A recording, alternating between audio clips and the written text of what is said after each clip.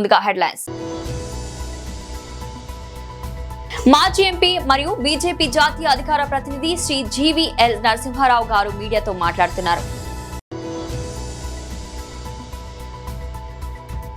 తెలంగాణ భవన్లో బీఆర్ఎస్ నేతల press meet.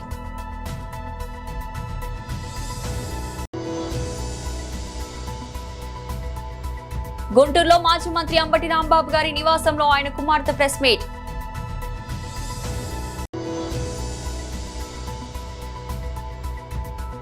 Pak ఆడుకున్నా సరే శ్రీలంక వెళ్లనున్న టీమిండియా.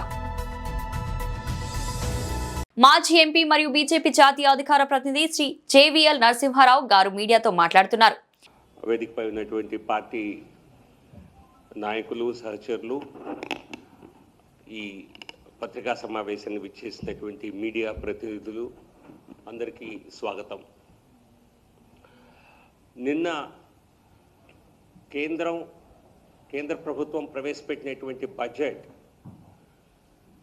ప్రధానమంత్రి నరేంద్ర మోదీ గారి ఆర్థిక లక్ష్యాలు ఏవైతే ఉన్నాయో భారతదేశాన్ని అగ్రగామి దేశంగా 2047 నాటికి ప్రపంచంలోనే అభివృద్ధి చెందే దేశంగా డెవలప్ చేయడానికి ఒక రకమైనటువంటి గట్టి పునాది వేసినటువంటి బడ్జెట్.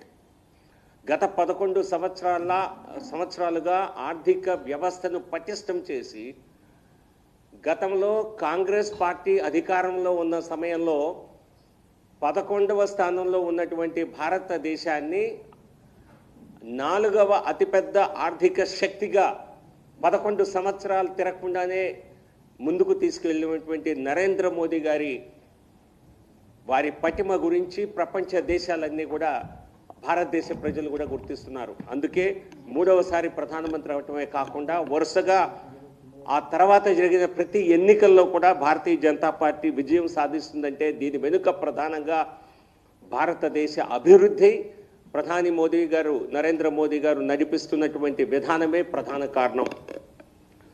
ఆత్మనిర్భర భారతదేశం ఈ బడ్జెట్లో చూసినట్లయితే అనేక రంగాల్లో ఎక్కడైతే మనం ఇప్పటికి కూడా దిగుమతులపై ఆధారపడుతున్నామో, ఇతర దేశాలపై మన ఉత్పత్తులు తయారు చేయడం కోసం కెమికల్స్ కానివ్వండి, అలాగే ఎలక్ట్రానిక్స్ రంగంలో కానివ్వండి, మనం వేటిపై డిపెండ్ అవుతున్నామో ఆ డిపెండెన్సీ తగ్గించుకొని ఆత్మనిర్భర భారతదేశంగా డెవలప్ చేయటం కోసం ఈ బడ్జెట్ రూపకల్పన చేయటం జరిగింది. ఈ బడ్జెట్లో యువతకి, మహిళలకి, రైతాంగానికి, పేదలకి అనేక రకమైనటువంటి వారికి మేలు చేకూర్చేటువంటి బడ్జెట్ని ఇవ్వటం జరిగింది. తెలంగాణ రాష్ట్రం కూడా దక్షిణాది రాష్ట్రాలన్నీ, అందులో తెలంగాణ అభివృద్ధి పథంలో ముందుకు దూసుకుపోయే విధంగా అనేక ఆపర్చునిటీస్తో, అవకాశాలతో నిండినటువంటి బడ్జెట్ ఇది.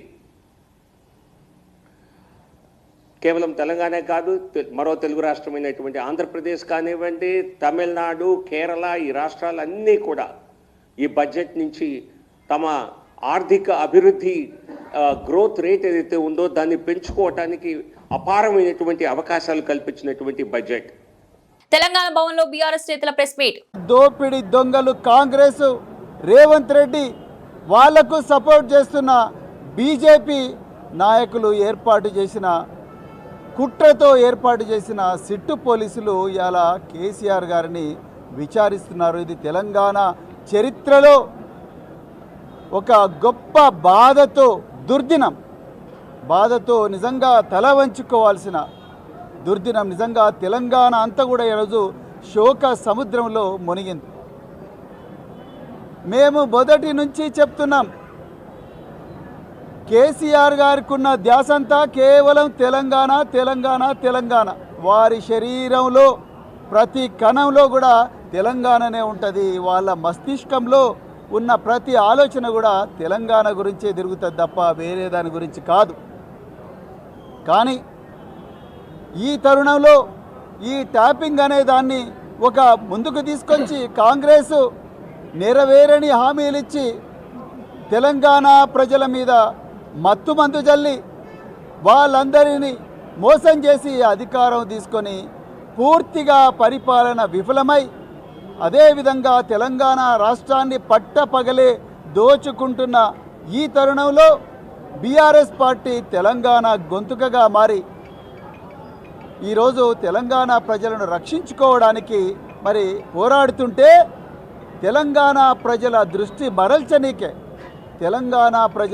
తెలంగాణలో బీఆర్ఎస్ పార్టీ గొంతు నొక్కడానికి ఈరోజు మరి కాంగ్రెస్ ప్రభుత్వం ఈ సిట్ పేరు మీద ట్యాపింగ్ పేరు మీద అక్రమ కేసు పెట్టి ఈరోజు కేసీఆర్ గారి కుటుంబాన్ని వేధిస్తున్నారు. ఇది ముమ్మాటికి వాస్తవం. ఇలా కాంగ్రెస్ నాయకులు ఇలా మంత్రులు వీళ్ళందరూ మాట్లాడుతున్నారు. అదేవిధంగా బీజేపీ నాయకులు మంత్రులు మాట్లాడుతున్నారు. నేను అడుగుతున్నా, మీకు ఏ మాత్రం అర్హత లేదు, దీని మీద మాట్లాడే అర్హత లేదు. మీరు తెలంగాణను దోపిడీ చేస్తున్నారు. ఇలా మీరు జైల్లో ఉండాల్సిన వాళ్ళు ఇలా బయట ఉన్నారు. ఇలా మీ రేవంత్ రెడ్డి ఇలా ముఖ్యమంత్రి అంటే అది కేసీఆర్ భిక్ష అని చెప్పి గుర్తుపెట్టుకోవాల్సిన అవసరం ఇలా కాంగ్రెస్ నాయకులకు, గాంధీ భవన్లో కూర్చొని మాట్లాడుతున్న కాంగ్రెస్ నాయకులకు తెలవాల్సిన అవసరం ఉన్నది. ఇలా సిట్టు చేస్తున్న పనికి రన్నింగ్ కామెంటరీ గాంధీ భవన్లో ఇస్తున్నారు, బీజేపీ ఆఫీసులు ఇస్తున్నారంటేనే తెలంగాణ ప్రజలు గుర్తుపెట్టుకోవాలి. మేము మొదటి నుంచి చెప్తున్నాం, ఈ కాంగ్రెస్ పార్టీ పుట్టక ముందు నుంచి, బీజేపీ పార్టీ పుట్టక ముందు నుంచి, ఈ దేశ చరిత్రలో స్వాతంత్రం రాకముందు నుంచి బ్రిటిష్ కాలంలోనే ట్యాపింగ్ చట్టబద్ధం అని చెప్పేసి ఇండియన్ టెలిగ్రాఫ్ యాక్ట్ 1885 తీసుకొచ్చింది. గుంటూరులో మాజీ మంత్రి అంబటి రాంబాబు గారి నివాసంలో ఆయన కుమార్తె ప్రెస్ మీట్. ఉపయోగించి మహిళ మాట్లాడడం ప్రత్యేకించి అది మీరు చూడొచ్చు, వీడియోస్ లో కూడా చాలా సర్క్యులేట్ అవుతుంది, సోషల్ మీడియాలో కూడా చాలా భయంకరంగా ఉందన్నమాట. అది ఒకసారి మీకు ఒకసారి చూపిస్తాను నేను ఆ వీడియో.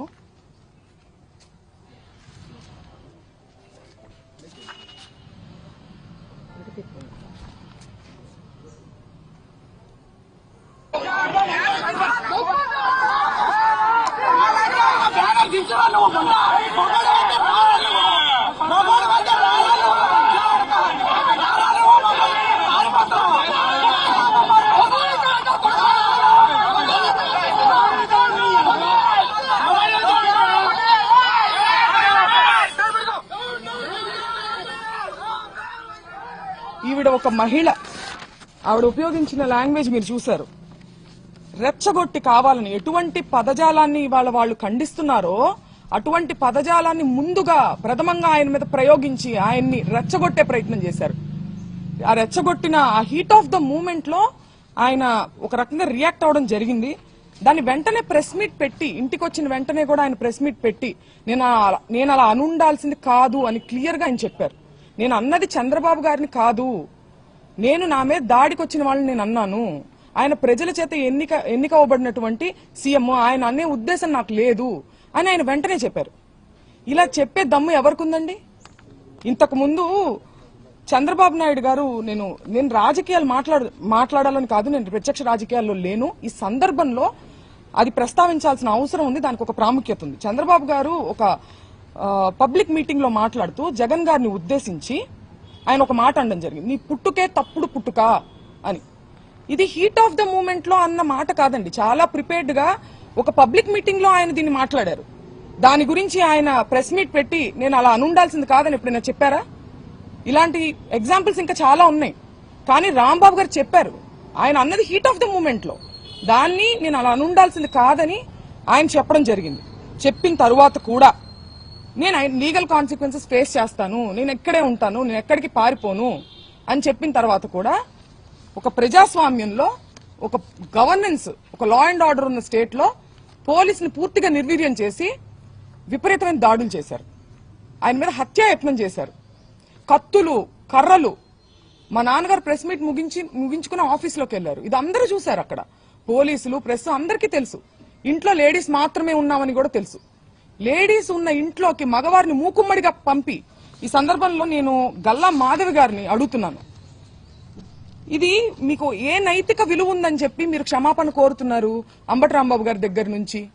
నేను అంబటి రాంబాబు గారి వ్యాఖ్యల్ని నేను సమర్థించట్లేదు, ఆయనే సమర్థించుకోలేదు కదా. హీట్ ఆఫ్ ద మూమెంట్ లో నేను అన్నాను, నేను అలా అనుండాల్సింది కాదని ఆయనే చెప్పారు. T20 వరల్డ్ కప్ లో పాకిస్తాన్ జట్టు కారణంగా నెలకొన్న సందిగ్ధత ఇంకా కొనసాగుతూనే ఉంది. షెడ్యూల్ ప్రకారం ఈ నెల 15న టీమిండియా పాక్ జట్ల మధ్య శ్రీలంకలో మ్యాచ్ జరగాల్సి ఉంది. అయితే భారత జట్టులో ఆడబోమని పాకిస్తాన్ స్పష్టం చేసింది. పాక్ జట్టు టోర్నమెంట్ లో పాల్గొంటుందని, అయితే భారత్ తో మ్యాచ్ ను మాత్రం బహిష్కరిస్తున్నామని తెలిపింది. దీనిపై ఐసీసీ తాజాగా పాకిస్తాన్ బోర్డుకు వార్నింగ్ ఇచ్చింది. ఈ సందిగ్ధం ఇలా కొనసాగుతుండగా ఈ నెల 15న టీమిండియా మాత్రం శ్రీలంకకు వెళ్లనుంది. ఓవైపు తాము ఆడబోమని పాక్ చెబుతుండగా భారత్ జట్టు మాత్రం శ్రీలంకకు వెళ్లడం ఎందుకనే సందేహాలను నిపుణుల జవాబు ఇచ్చారు. ఐసీసీ ప్రోటోకాల్ మేరకే టీమిండియా కొలంబో వెళ్లనుందని, షెడ్యూల్ ప్రకారం జరగాల్సిన మ్యాచ్ కు అందుబాటులో ఉంటుందని చెబుతున్నారు. మ్యాచ్ కు ముందు యథావిధిగా ఆటగాళ్లు ప్రాక్టీస్ సెషన్ లో పాల్గొంటారని తెలుస్తుంది. మ్యాచ్ సమయంలో స్టేడియం ను సందర్శిస్తుంది. పాకిస్తాన్ జట్టు మైదానంలోకి రాకపోతే మ్యాచ్ రిఫరీ మ్యాచ్ రద్దు చేస్తున్నట్లు ప్రకటిస్తాడు. భారత్ జట్టు ఈ మొత్తం ప్రక్రియ కోసం వేచి ఉండి వాకోవర్ పొందిన తర్వాత తిరిగి భారతదేశానికి తిరిగి వస్తుంది. కేంద్ర ప్రభుత్వం ప్రవేశపెట్టిన తాజా కేంద్ర బడ్జెట్ ను ప్రజా వ్యతిరేకం, తెలంగాణ ద్రోహ బడ్జెట్ గా ఆమ్ ఆద్మీ పార్టీ హైదరాబాద్ దోమలగూడ ప్రధాన కార్యాలయం తీవ్రంగా ఖండించింది. ఈ బడ్జెట్ దేశ చరిత్రలోనే అత్యంత నిరాశజనకమైన వరస్ట్ బడ్జెట్ గా మిగిలిపోతుందని ఏఏపీ నేతలు విమర్శించారు. విద్య, వైద్యం వంటి మౌలిక రంగాలకు బడ్జెట్ తగిన ప్రాధాన్యం ఇవ్వకపోవడం ద్వారా కేంద్ర ప్రభుత్వ సామాన్య ప్రజలకు పూర్తిగా నిర్లక్ష్యం చేసిందని ఆరోపించారు. మొత్తం బడ్జెట్ లో విద్యా, వైద్యానికి కలిపి 5% కూడా కేటాయించకపోవడం దారుణమని పేర్కొన్నారు.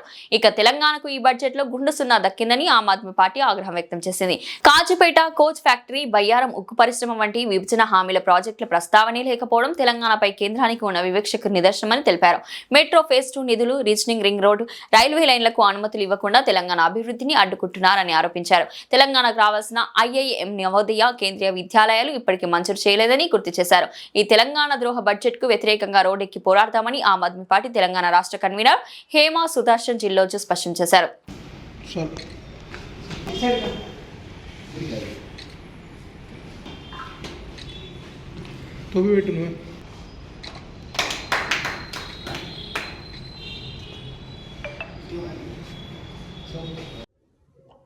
మీడియా మిత్రులందరికీ నమస్తే. నిన్న మనకి కేంద్ర ప్రభుత్వం వచ్చేసి బడ్జెట్ని ప్రకటించింది.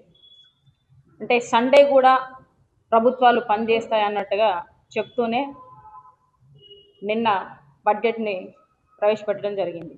అయితే దీంట్లో దేశవ్యాప్తంగా మ్యాక్సిమం అంటే మనకు కావాల్సింది విద్య, వైద్యం అనేది మోస్ట్ ఇంపార్టెంట్. ఈ రంగానికి అనేది ఎప్పుడైతే బడ్జెట్ని కరెక్ట్గా ఇస్తేనే దేశం అనేది డెవలప్మెంట్ దిశలో వెళ్తుంటుంది. దాన్ని మాత్రం పక్కకు పెట్టేసి ఎంతసేపటికి ఏ విధంగా ఇస్తారంటే, మనకి దేశవ్యాప్తంగా వైద్య రంగానికి చూసుకుంటే ఈ విధంగా ఉంటుంది. ఎంత తక్కువ అంటే ప్రతిరోజు పాపులేషన్ పెరుగుతూనే ఉంటుంది. ఆ టైంలలో వచ్చేసి వైద్యానికి ఇంత అంటే పెంచడంలో ఎంత మ్యాక్సిమం వచ్చేసి మొత్తానికి విద్యా వైద్య రంగాన్ని కలిపి 5% అంటే విద్యకు వచ్చేసి మ్యాక్సిమం 1.5, సో రెండు మధ్యలో ఉంటుంది. మిగతాది వైద్యానికి పెట్టుకుంటే ఈ టైప్లో మనకెంత 2022-23 చూసుకుంటే 86,000, 89,000, 90, 99,851, 1,65,000 రూపీస్ ఇట్లా పెడుతున్నారు. అంటే రోజు రోజుకి మనకి హెల్త్ ఇష్యూస్ వస్తున్నాయి. ఆ పొల్యూషన్ ఏమవుతుంది, హెల్త్ ఇష్యూస్ రోజు రోజు పెరుగుతున్నాయి. మరి ఈ విధంగా ఇంత తక్కువ బడ్జెట్ ఇస్తే అంటే దేశంలో జనాలు ఏ విధంగా వచ్చేసి వాళ్ళ హెల్త్ని కాపాడుకుంటే ట్యాక్సులు కడతారు కదా. సో ఆ విధంగా చూసుకుంటే దాంట్లో వైద్య రంగంలో కూడా బడ్జెట్ ఇచ్చే దాంట్లో ఫెయిల్ అయిపోయింది కేంద్ర ప్రభుత్వం. విద్యా రంగానికి కూడా చూసుకుంటే ఈ విధంగా మనకి అంకెలలో చూసుకుంటే కూడా పెంచింది ఎంతవరకు పెంచుతున్నారు, మ్యాక్సిమం 1000ల్లో పెంచుతున్నారు. 2,000, 3,000, 4,000 ఈ విధంగా విద్యా రంగాన్ని కూడా ఈ విధంగా పెంచుతుంటే దేశంలో ప్రజలు చదువుకోవాలి, యువత చదువుకుంటేనే వచ్చేసి వాళ్ళకి జాబ్స్ వస్తాయి, మళ్ళీ వాళ్ళు ట్యాక్సులు కడతారు. వీళ్ళకే మీరు వచ్చేసి బడ్జెట్లో వచ్చేసి వాళ్ళకి ప్రత్యేకంగా బడ్జెట్ సహకరించకపోతే మీరు ఏ విధంగా వచ్చేసి గవర్నమెంట్ని కానీ మన దేశాన్ని కానీ డెవలప్మెంట్ దిశలో తీసుకెళ్తారు. సో ఈ విధంగా ఉంది ఈ కేంద్ర ప్రభుత్వం దాంట్లో. ఇప్పుడు మన తెలంగాణకి చూసుకుంటే కేంద్ర ప్రభుత్వం సమర్పించింది ఏమున్నది అంటే పెద్ద గుండు సున్నా మాత్రమే, ఏమీ లేదు అక్కడ. తెలంగాణ బడ్జెట్, తెలంగాణ రాష్ట్రంలో అత్యధికంగా ట్యాక్స్ అనేది పే చేస్తుంటుంది కేంద్రానికి, కానీ ఇచ్చేటప్పుడు మాత్రం మనకి పెద్ద గుండు సున్నా మాత్రమే ఇస్తున్నారు తప్ప కేంద్ర ప్రభుత్వం తెలంగాణకు బడ్జెట్ విషయంలో వచ్చేసి మనల్ని మొత్తానికే పక్కదోవ పట్టించేసి మనల్ని జీరో అనే టైప్లో చూపెడుతున్నారు. ఈ విధంగా ఉంది కేంద్ర ప్రభుత్వాన్ని. ఈరోజు మళ్ళీ నెక్స్ట్ ఏం చేస్తా, కాజీపేట కోచ్ ఫ్యాక్టరీ, బయ్యారం దాంట్లో చూస్తే ఆ ఫ్యాక్టరీకి సంబంధించింది కూడా ఏమీ మాట్లాడలేదు. అంటే ఫ్యాక్టరీ, ఆ కోచ్ ఫ్యాక్టరీ అనేది అన్ని రకాలుగా పరిశ్రమలకు సంబంధించింది దాని గురించి ఏం మాట్లాడలేదు బడ్జెట్లో. వైద్య రంగానికి సంబంధించి మాట్లాడలేదు, విద్యా రంగానికి గురించి మాట్లాడలేదు. అలాగే ఇటు చూసుకుంటే వచ్చేసి మనకి రోజు రోజుకి నిత్యావసర వస్తువులు పెరుగుతున్నాయి. సామాన్య మానవుడికి, సామాన్య ప్రజలకి కేంద్ర ప్రభుత్వం ఇచ్చింది మాత్రం గుండు సున్నా హైక్ రేట్లు మాత్రమే. ఇప్పుడున్న పరిస్థితులలో రోజు రోజుకి నిత్యావసర వస్తువులు ధరలు పెరుగుతున్నాయి. కూరగాయల దగ్గర నుంచి మనం వాడే సోపు, పేస్ట్ అన్నింటి దగ్గర నుంచి పెంచుతున్నారు. చాక్లెట్ దగ్గర నుంచి పెద్ద ఎత్తులో పెరుగుతూనే ఉన్నాయి. సామాన్యుడికి మీరు వచ్చేసి వాళ్లకు బెనిఫిట్స్ ఇవ్వకుండా మీరు ఏ విధంగా మన రాష్ట్రాలను డెవలప్ చేస్తారు, దేశాన్ని డెవలప్ చేస్తారని చెప్పేసి మేము ఆమ్ ఆద్మీ పార్టీ నుంచి అడుగుతున్నాం. అదే విధంగా చూసుకుంటే మనకి తెలంగాణలో ఐఐఎం తీసుకురావాలని చెప్పి తెలంగాణలో రావాల్సింది అక్కడెక్కడో బీహార్లో అని చెప్పి తీసుకున్నారు. 16 నవోదయ విద్యాలయాలు, 9 కేంద్రీయ విద్యాలయాలు ఇలాంటివి వచ్చేసి హైదరాబాద్లో తీసుకురావాల్సింది, తెలంగాణలో తీసుకురావాల్సింది. దీని మీద ఊసెత్తట్ల. అలాగే రోడ్లు కానీ ప్రాజెక్టులన్నీ తెలంగాణలో నిలిచిపోయిన ప్రాజెక్టుల గురించి దాని గురించి ఊసే ఎత్తారు. ఏమైనా అంటే దాంట్లో మహిళలకు సంబంధించింది ఏమన్నా చేశారా ప్రాజెక్టులో వచ్చి బడ్జెట్లో? అది చేయలేదు.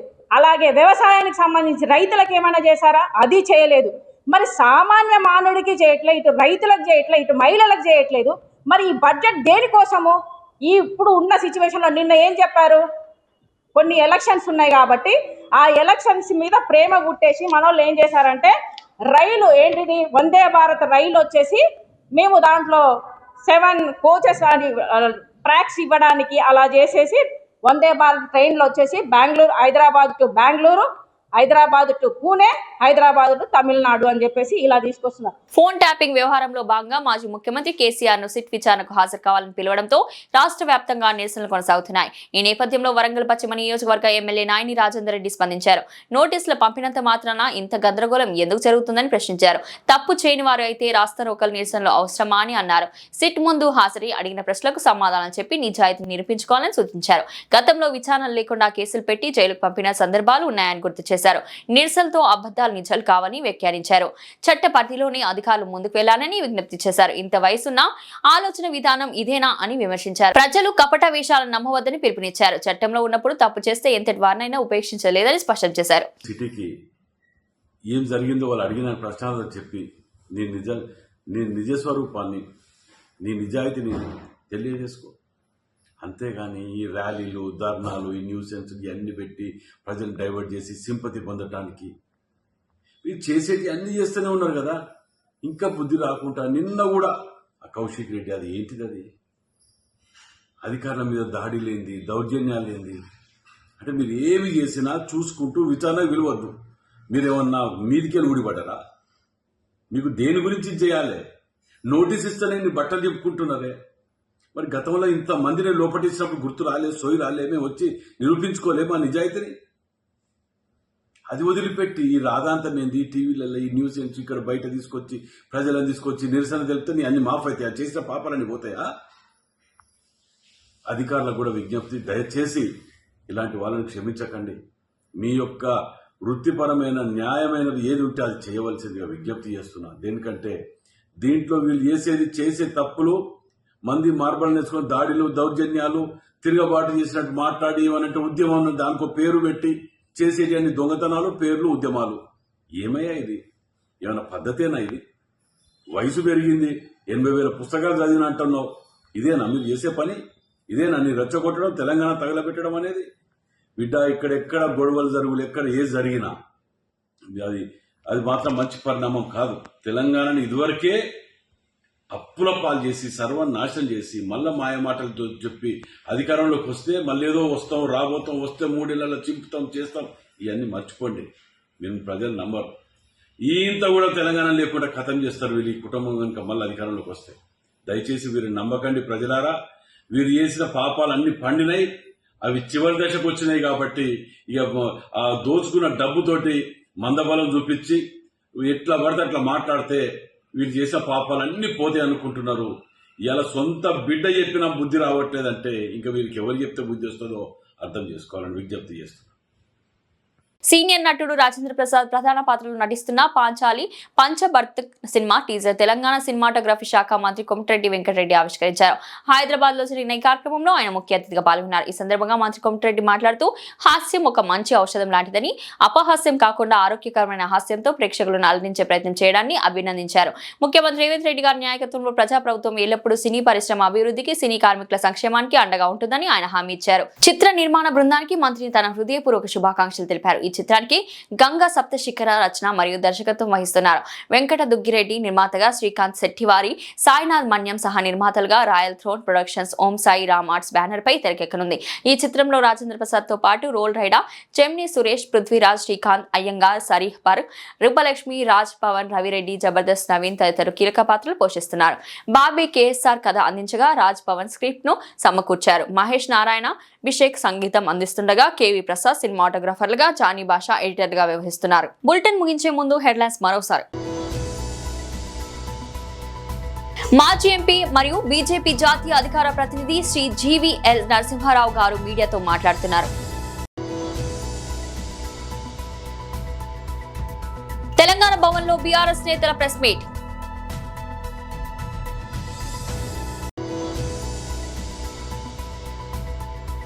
గుంటూరులో మాజీ మంత్రి అంబటి రాంబాబు గారి నివాసంలో ఆయన కుమార్తె ప్రెస్ మీట్.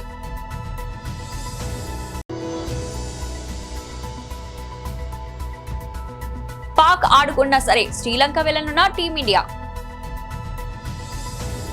ఇది ఈ రోజు బులెటిన్. మరో బులెటిన్ లో మళ్ళీ కలుద్దాం. అంతవరకు సెలవు.